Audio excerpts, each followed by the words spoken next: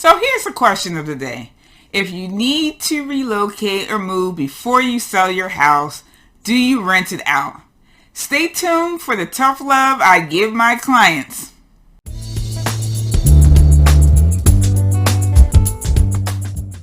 Hello, I'm Veronica Woods from Daniel Woods Real Estate Company. If you're new to watching my real estate wisdom blog videos, I publish a new one roughly every week, and it's always on a topic related to home ownership or real estate investing. Now, wherever you're watching this video, Facebook, YouTube, I want you to hit the like button if you hear something that you enjoy or sparked a thought, and also leave a comment.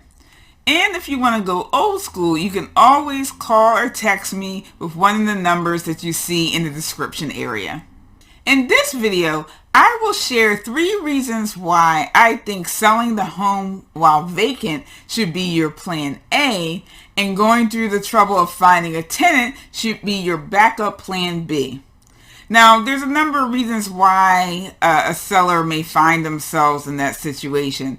Maybe they need to relocate in a certain time frame and they can't afford to wait and lose out on the opportunity of their new home, so they find their house vacant. Or maybe they did have a tenant and the tenant moved out before the sale and they're concerned about keeping someone living in the property. Now, when I get posed that question by a new client, I always say, if I think the home is going to sell within 60 to 90 days, and in this market, a home that is priced right can do that, I say pump the brakes and let's stick with our plan A and get this house sold. So let's jump into the 3 reasons why I think you should keep your plan A as selling the house even if it's vacant. Reason number 1 is that you lose some flexibility when you have a lease with a tenant. When you sell a property that has a lease, you're selling subject to that lease, which means the new owner must honor that term. So even if the new tenant comes in and has a month-to-month lease, you still have to give them 30 days notice to terminate that lease. And depending on how the timing works, now you've added another level of complexity in selling the property and ultimately giving possession to the new owner.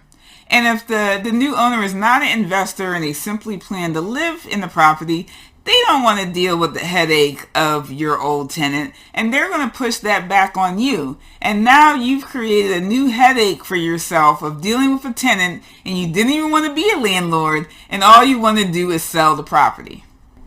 The second reason that you may want to just focus on selling the property is that there is no guarantee that this new tenant is going to be supportive of you getting top dollar.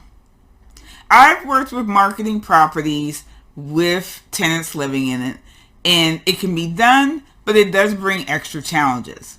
Now we have to negotiate with the tenant's family around keeping the place neat, making sure all parts of the home is accessible, or even just general access to the house. And I have had a few times where the tenants did pose a difficulty to the point where we got negative feedback from potential buyers of the property, which did delay them selling the house. Because think about it, these tenants don't have any skin in the game. They're not getting a piece of your settlement check. And the risk is even higher if it's a brand new tenant. So if it's not somebody that you had a long-standing relationship and you kind of know how they may react to the situation. Throw a new tenant in there, and you're really rolling the dice with getting your house sold as quickly as possible. Reason number 3 on my list is most homes show best either staged for their ideal client or vacant. Think about it. Potential buyers, they want to go through the home and imagine their own belongings, their color scheme, and so that they can really feel comfortable up making a purchase. After getting your clutter and boxes out the house, does it really make sense to invite someone else to bring their clutter and boxes to your house? Clutter negatively impacts the photos, and it also makes it harder for people to walk through the home with ease and see all the walls and crevices. Ultimately, this does negatively impact the value that you can get for your property. Now, before I wrap up this video, I do want to make the point that although I am saying that your plan A should be to maximize the efforts to sell the property, renting out the property can be a good plan B. The fact of the matter is, if your house doesn't move after 6 months or so and sits vacant, there is more risk. First, you'll have to pay a higher priced vacant home insurance policy, which is different than an owner-occupied policy. You may still have a mortgage to pay and without anybody offsetting that expense. And then you may be worried about theft of just not having somebody keeping a steady eyes and ears on the property. So for that reason, renting out the property to a stable tenant who will have the ability to pay a reasonable rent for 12 months while you wait for the market to correct could be a great option for you, and is one that I've done myself with one of my own properties. So that's it for this topic for today. Thanks again for watching this video. I'm Veronica Woods from Daniel Woods Real Estate Company. If you enjoyed watching this video, please share it with a friend. And wherever you're watching across social media platforms, please hit like, leave a comment. If you're watching on YouTube, hit that subscribe button. You know the deal. You hit that button, ring the bell, and you will be first to be notified when the next video is published.